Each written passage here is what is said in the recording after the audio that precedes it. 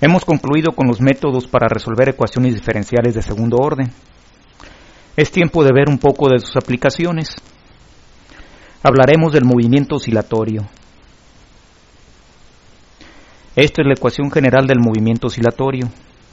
Es a la que habremos de llegar después de completar nuestro análisis. El análisis lo vamos a basar en la segunda ley de Newton. La primera ley de Newton es una ley cualitativa. Establece las fuerzas como las culpables de que un cuerpo experimente cambios en su estado de movimiento. Si un cuerpo pasa del reposo al movimiento, del movimiento al reposo, si cambia su trayectoria o su rapidez, las culpables son las fuerzas. Eso es lo que nos dice la primera ley de Newton. Pero no da más detalles. En cambio, la segunda ley de Newton nos da más detalles al respecto. En física, los cambios en el estado de movimiento de un cuerpo se conocen como aceleración. Y la segunda ley de Newton nos dice que, en efecto, las fuerzas influyen directamente en la aceleración que puede experimentar el cuerpo, pero que esa aceleración también depende de manera inversa de la cantidad de materia que tenga el cuerpo. Entre más masivo sea el cuerpo, más difícil es cambiarle su estado de movimiento. Bueno, esa es la segunda ley de Newton y va a ser nuestro punto de partida. En el lado izquierdo vamos a incluir todas las fuerzas a las que esté sometido el cuerpo, mientras que el lado derecho prácticamente no va a cambiar, excepto que la aceleración la vamos a cambiar por su definición matemática. Matemáticamente, la aceleración es la segunda derivada de la posición con respecto del tiempo. De una vez, conviene aclarar esto. La variable y, así sin derivar, me representa la posición. Su primer derivada con respecto del tiempo me representa la velocidad. Y su segunda derivada es la aceleración. Bueno, el hecho es que esta ecuación será nuestro punto de partida.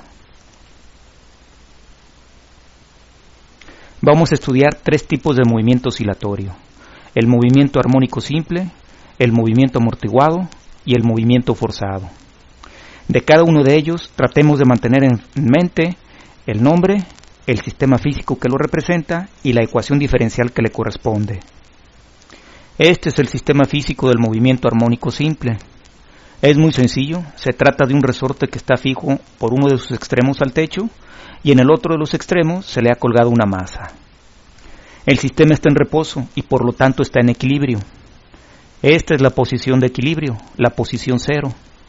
Todas las posiciones por encima se consideran positivas y todas las posiciones por debajo se consideran negativas.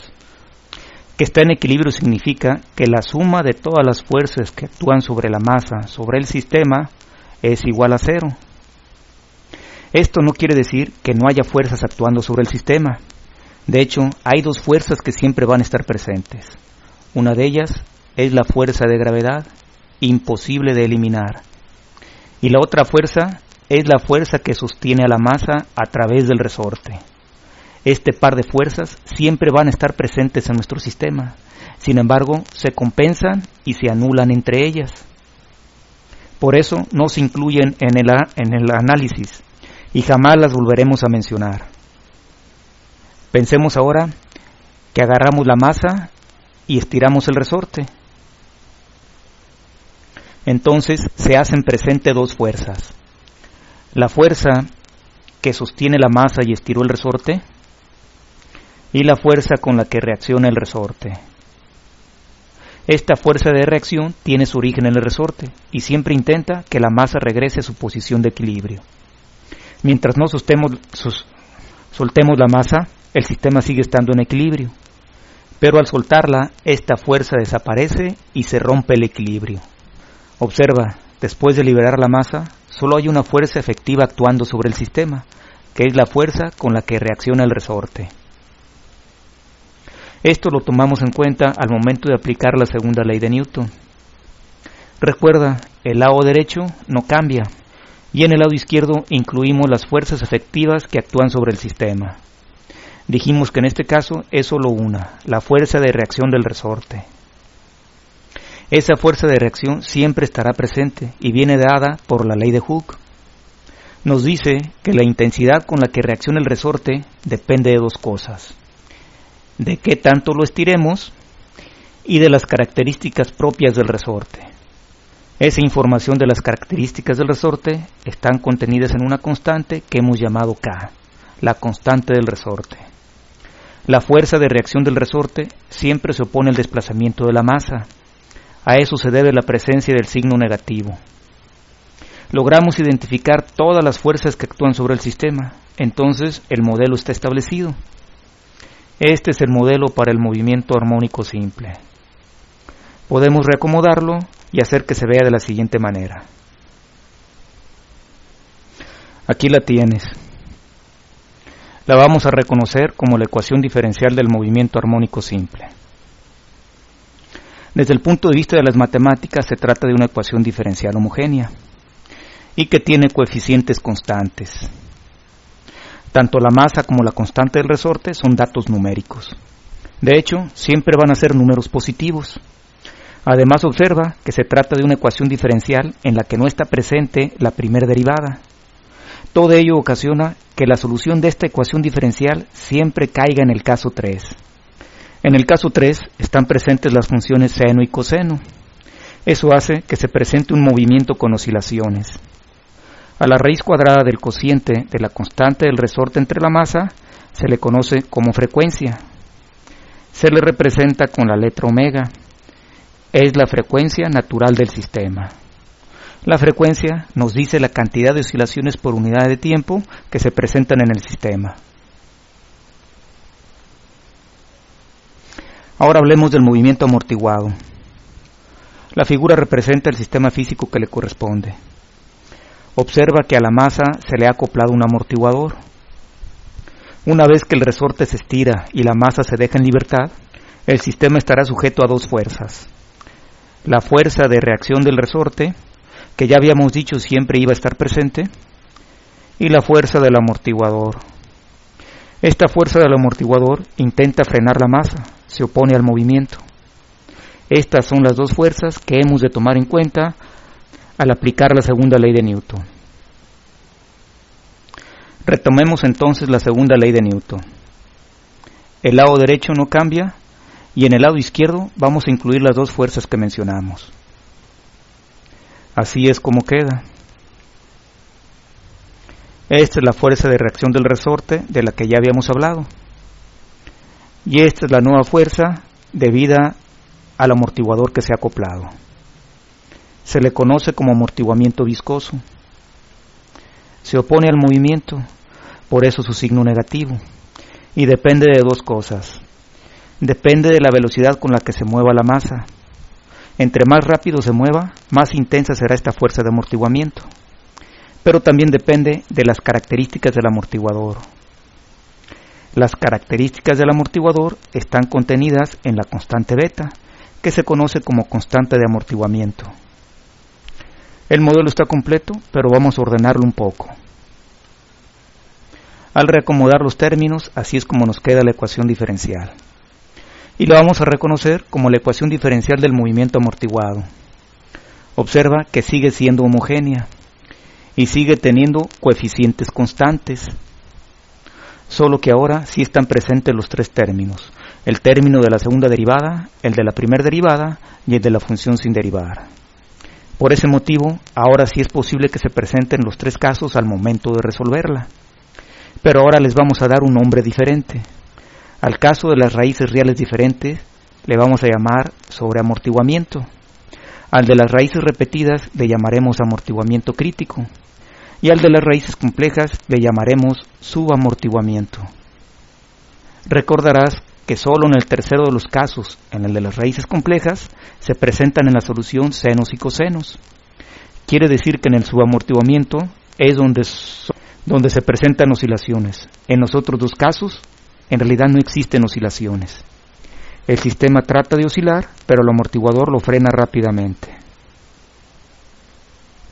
Ahora abordaremos el movimiento forzado. Consideraremos dos situaciones: sin amortiguamiento y con amortiguamiento. Este es el sistema físico que corresponde al movimiento forzado sin amortiguamiento. Observa que se ha retirado el amortiguador, pero a cambio se ha acoplado una polea con una manivela.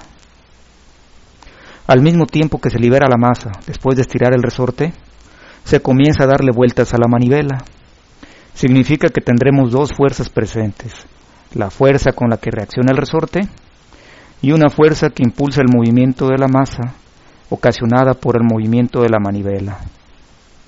Son todas las fuerzas efectivas que actúan sobre el sistema, y debemos de tenerlas en cuenta al momento de recurrir a la segunda ley de Newton. Como siempre, partimos de la segunda ley de Newton. El lado derecho no cambia, y en el lado izquierdo incluimos las fuerzas que mencionamos hace un momento.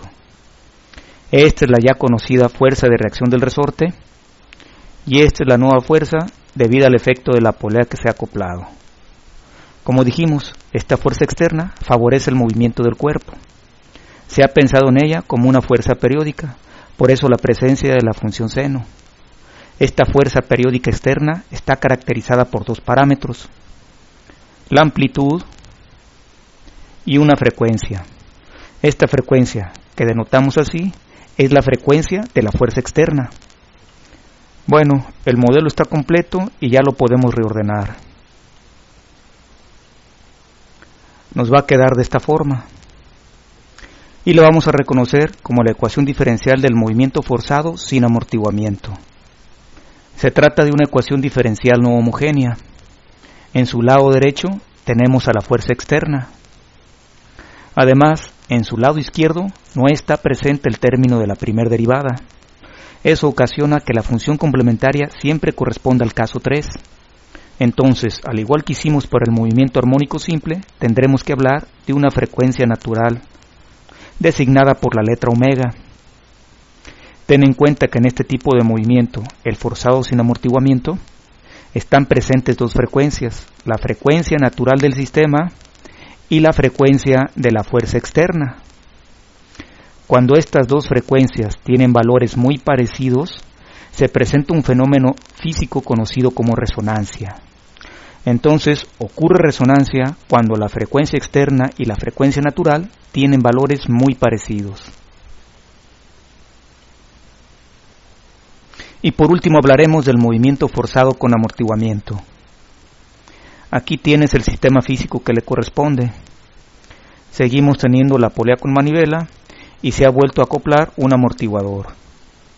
Entonces, al momento de liberar la masa, habrá tres fuerzas presentes: la fuerza de reacción del resorte, la fuerza de amortiguamiento y la fuerza externa debida a la polea.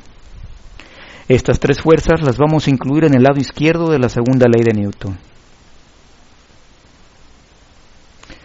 Aquí las tienes: la fuerza de reacción del resorte, la fuerza de amortiguamiento y la fuerza externa. Esta es la ecuación diferencial para el movimiento forzado con amortiguamiento. Si reacomodamos, también la podríamos expresar así, aunque yo prefiero trabajarla de la forma anterior. Esta ecuación diferencial está completa. Por eso podríamos decir que se trata de la ecuación general del movimiento oscilatorio. En ella están contenidos los tres tipos de movimiento: el armónico simple, el amortiguado y el forzado. Por eso hay quienes prefieren aprenderse esta sola ecuación diferencial y adaptarla a las circunstancias que se presenten. Mira, siempre vamos a tener la fuerza de reacción del resorte. No podemos quitar el resorte porque nos quedaríamos sin sistema físico. Asimismo, el lado derecho nunca va a cambiar. Es parte de la segunda ley de Newton. Mientras que la fuerza de amortiguamiento y la fuerza externa podrían o no podrían estar presentes. Esas dos fuerzas las incluyes o las omites dependiendo del contexto del problema. Por eso yo te recomiendo que memorices esta única ecuación diferencial. Te servirá para todos los casos.